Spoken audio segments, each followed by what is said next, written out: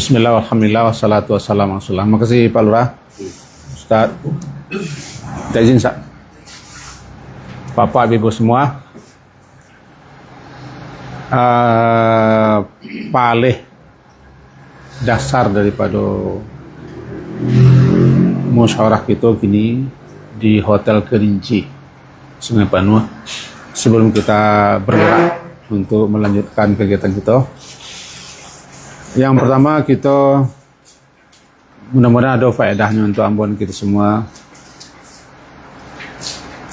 Masalah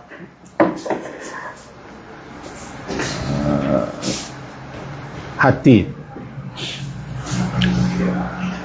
Dalam bahasa Quran hati itu kan disebut dengan qalb. Qaf, lam dan ba. Yang bolak-balik. Tidak tenang. Gelisah. Jadi kadang-kadang dia tenang, kadang-kadang tidak. Menokal. Nah, Allah yang muqallib, Allah yang membolak-balik. Sehingga dalam doa Nabi ajarkan, ya muqallibal qulub, wahai yang membolak-balik hati. Atau beliau doa ya musarrifal qulub, muqallib yang membolak-balik, musarrif yang mengendalikan. Jadi baik muqallib ataupun musarrif itu adalah Allah. Ketika beliau disapa oleh salah seorang istri beliau, kenapa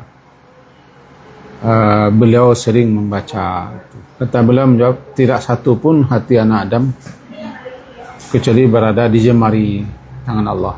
Yang gampang saja dia bolak-balik.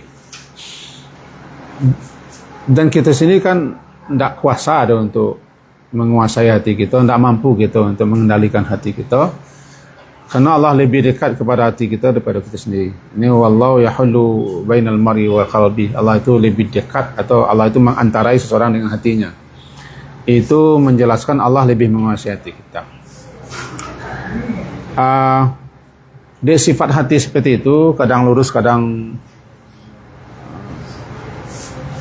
condong kepada hal yang tidak baik.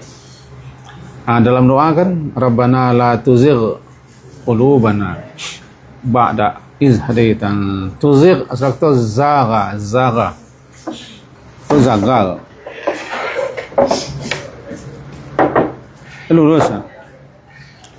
Zaga zaga, jadi dia lurus, cenderung kamanya condong. Tentu kalau semua lurus, tentunya cenderung kepada yang tidak lurus. Semula dia benar, itu cenderung kepada yang tidak benar. Semula dia istiqamah, tentu cenderung kepada ketidak istiqamah. Semula dia berjalan di jalan yang benar, dia tidak cenderung kepada yang tidak benar. Zara. Semula dia diberi Allah hidayah, kemudian melemah karena condong kepada kesesatan. Orang terjemahan, la tuzigh qulubana, jangan yang kau cenderungkan hati kami kepada kesesatan setelah engkau beri petunjuk. Berarti petunjuk itu sudah ada sebelumnya. Kalau karena masalah, ada peristiwa, ada berbagai macam hal kehidupan dunia, dia tidak kuat, cenderung tidak. Kalau dibiarkan bisa-bisa lama rebah, itu betul-betul sesat, menyimpang, bahkan bisa murtad. Doanya itu, la tuzigh qulubana ba'da idh hadaitana wa hab lana min ladunka rahmah innaka antal wahhab. Doa ini sangat penting, karena kita sehari-hari juga begitu, dalam bergaul, dalam berinteraksi sama kita. Kadang tidak mampu kita menguasai hati. Celakanya kita membiarkan hati seperti itu.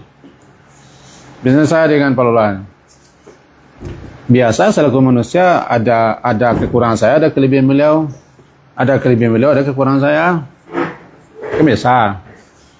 Tapi kadang-kadang tidak kita bertonggok di kekurangannya, sehingga hati kita tidak jujur lagi. Nah, kadang-kadang hati itu dibiarkan begitu terus. Setan bertonggok di situ.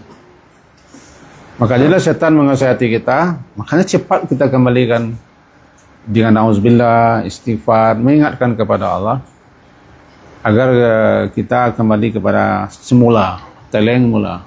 Itu pentingnya doa Rabbana la tuzigh Rabbana, karena hati itu syaitan senantiasa mencari peluang. Ini hati tadi, hati itu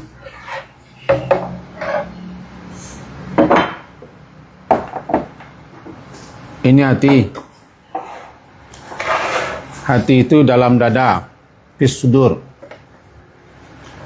Dalam dada juga ada setan.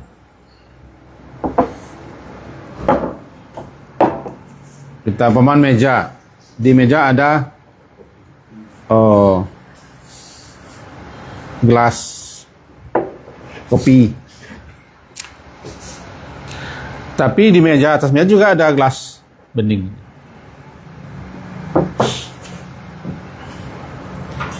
Sementara ini ada tertutup, rapat. Antara keduanya ada pemisah.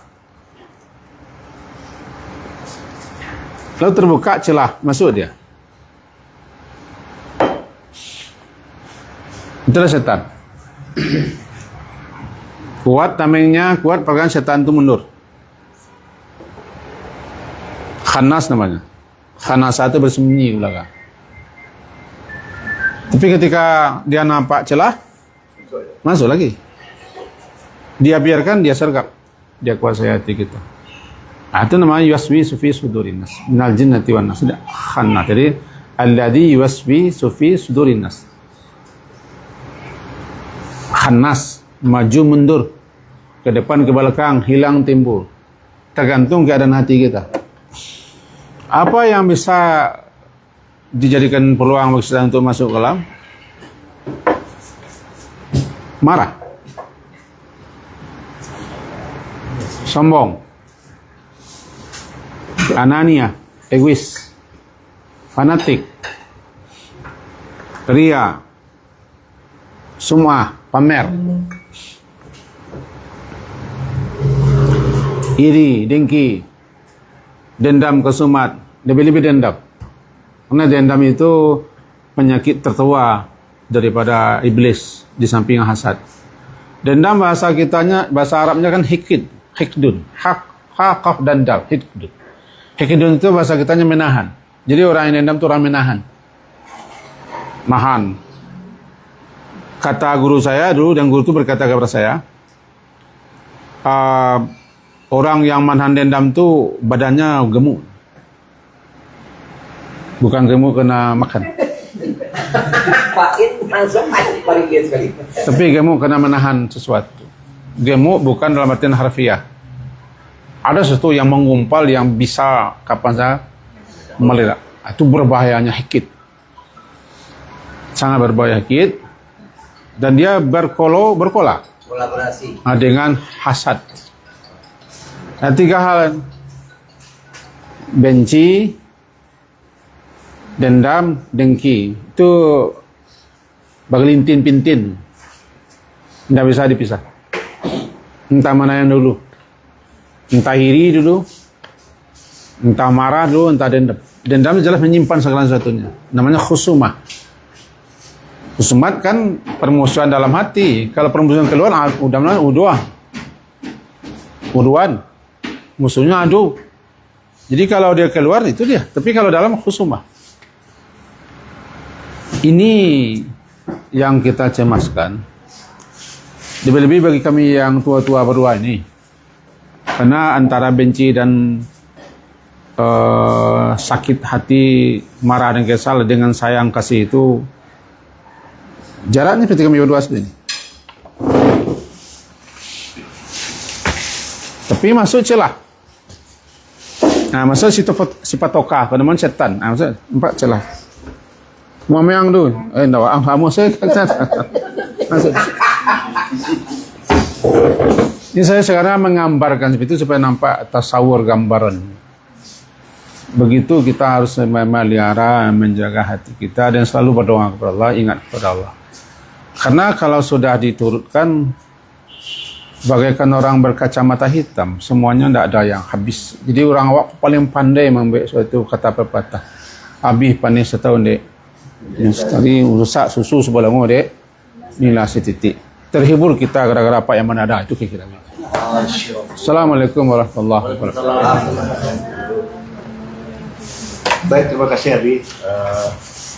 Pencerahannya dan tausiahnya hari ini mudah bisa baik kita dan semoga Allah tetap selalu menambahi lagi.